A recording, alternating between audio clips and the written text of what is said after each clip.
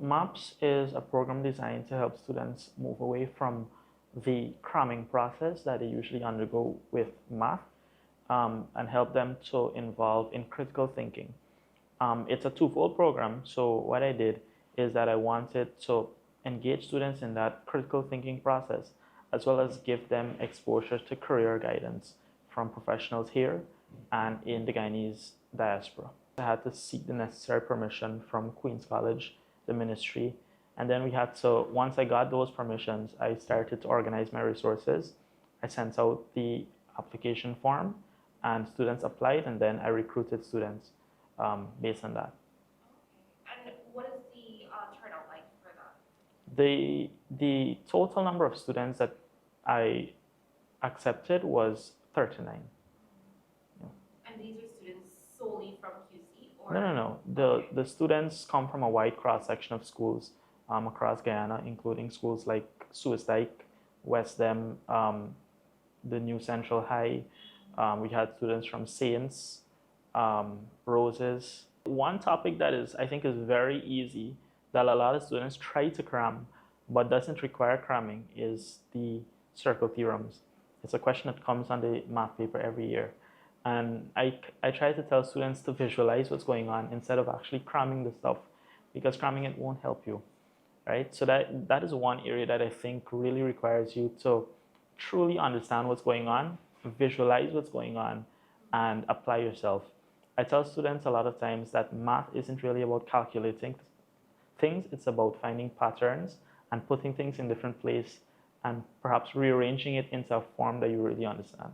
We had career guidance from professionals in their fields, certified, qualified people, and they came from a wide cross section of professions. So we had people from the legal profession, engineering, the sciences, finance. So those are just a few of the professions we had. And I made sure, I tried my best to reach out to reputable individuals. For example, for the legal profession, we had former Member of Parliament, Ms. Geeta Chandan Edmond, and we also had Attorney at Law, Mr. C.S. Ganraj. And for the engineering part, we had Mr. Marcel Gaskin, who is a well-known structural engineer.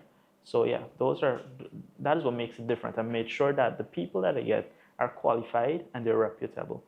A lot of times, what I realized, and for myself, there wasn't enough information available to me as it relates to the college application process and the trajectory that I should take to get into colleges in the US, which is something that I want to personally achieve. I want to go to a college in the US. And I feel that that same need was shared by other students.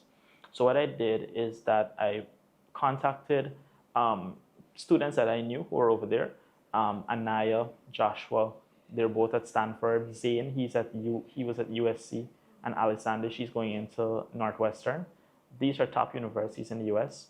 And I asked them to share a bit about their journey, what they would have done to get into those colleges, what is the college application process like, and of course, what opportunities are available for financial aid or scholarships. Because as we know, a lot of students in Guyana may not be able to afford opportunities like that.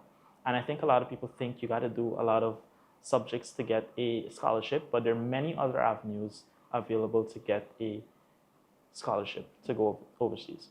I see MAPS becoming exactly what it says it is. I want to travel around the map of Guyana. I guess that's a bit of what it means. And expose students to these same things that I did last week. A bit of critical thinking in math and career guidance.